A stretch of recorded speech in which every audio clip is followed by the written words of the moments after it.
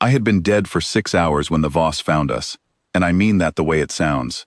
No heat bloom, no drive hum, no running lights. The quietus hung in the dark 8 degrees off the border markers, hull cold enough to read as background radiation, and I sat my watch in a vacuum suit, because even the life support ran on chemical batteries, instead of the reactor. We had practiced being a corpse for 11 years. That night we were good at it. I was XO. My name doesn't matter to the story, except that I was the one who saw it happen, start to end. From the chair Captain Devereaux usually sat in, and left empty for me while he worked the aft section with the engineering crew, because a stealth run needs 2 sets of eyes that trust each other and don't talk unless they have to. The Voss patrol came in slow, the way scavengers come in slow, 3 corvettes in a loose triangle, with a tender trailing behind for the salvage work. Dominion hulls run lean and confident, all sharp angles and gunmetal, built by people who have not lost a war in a long time. Their sensors painted us as debris, an old human husk, derelict, drifting since some skirmish nobody bothered to log. That was the entire plan. Let them think we were a body, let them get close enough to be sure, and learn what we needed to learn about a fleet that had been chewing through the small, unaligned worlds along this border for 2 years.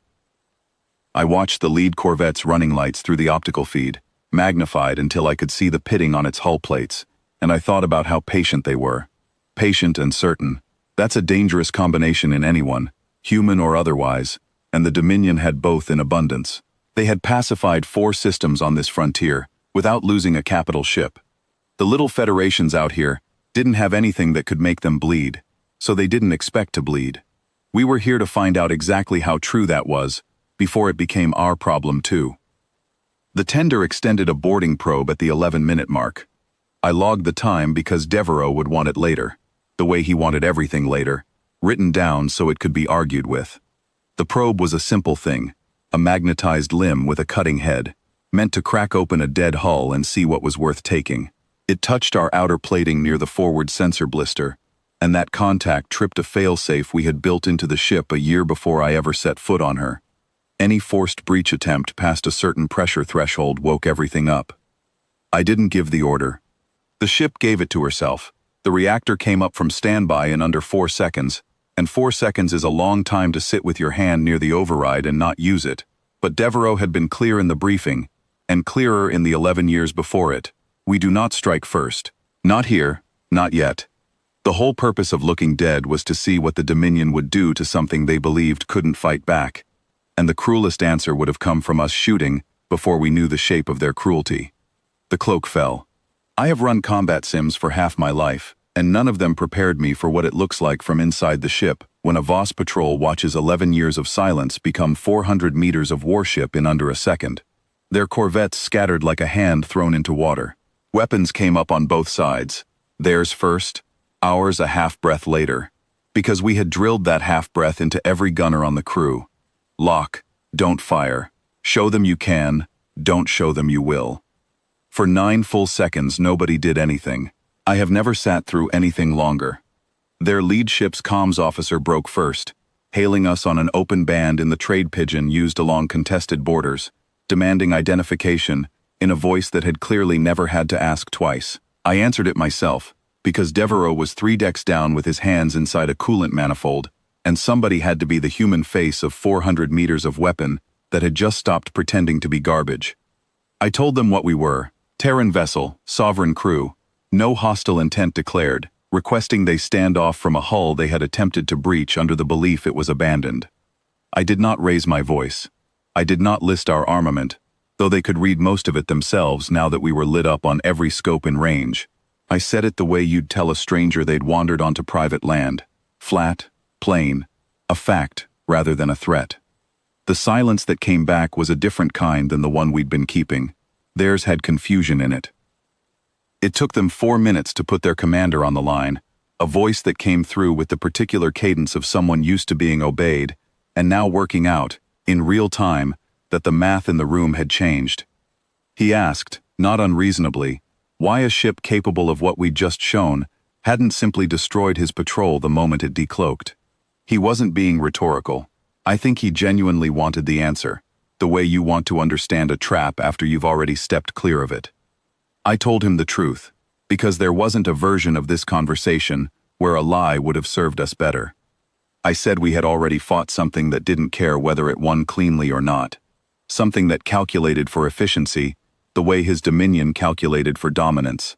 And that war had cost us most of what we used to be, before we ever crossed into the dark to find people like him. I said we had learned, at a price I wasn't going to itemize for a stranger on an open channel, that firing first on an uncertain target was how you ended up fighting wars you didn't have to. I said his patrol had touched a wreck and woken a fleet, and that the fleet had chosen, every step of the way, to give him room to back off instead of a reason to die. He didn't answer right away. Dominion officers are not built for silence either, in my limited experience, but he held it longer than I expected. When he came back, his voice had lost the certainty it started with, not into fear exactly, into something closer to recalculation. He withdrew his corvettes to the agreed border distance without being asked twice, and he did it in good order, no panic in the maneuver, which told me his discipline hadn't broken, only his assumptions had. We held position for another hour after they cleared the markers, reactor hot, weapons still tracking out of habit more than need. I watched the tender on long-range optics as it limped back toward the rest of their formation, no longer trailing confidently behind the corvettes but tucked in close, the way a ship moves when its crew has just learned the difference between empty space and occupied space. Nobody on our side spoke for a long while. Even the gunnery deck, which usually had something to say about every near miss in its logs, stayed quiet on the internal channel. I think we were all running the same 9 seconds back through our heads, wondering at which point it would have gone the other way if anyone, on either side, had been a half-breath less disciplined. Devereaux came up from engineering with grease to his elbows and listened to the recording twice before he said anything. The second time through, he stopped it right where the Voss commander's voice cracked into that recalculating silence, and he played it a third time, just for that 4 seconds. He told me he'd heard that particular silence before, years back, in a very different war, from people who had finally understood that the thing they were fighting wasn't going to behave the way they'd built their whole strategy around. He said it never sounded like fear, it sounded like a plan being quietly rewritten. What he said was that we hadn't won a battle out there. We'd corrected an error in their understanding of what a quiet ship meant, and that correction would travel faster through their command structure than any weapon we owned. I believed him. I still do. The Dominion didn't leave that encounter afraid of us. They left it uncertain, and uncertain is the only foothold a species our size ever gets against an empire that size. I think about that patrol commander sometimes, the particular silence in his voice after I told him why we hadn't fired. I don't know if he understood it the way I meant it. I don't know if his people will remember us as an enemy they avoided or a mistake they corrected.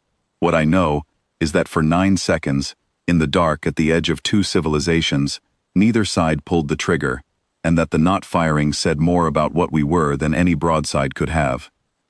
We recloaked an hour past dawn equivalent on the ship's clock and went back to being dead.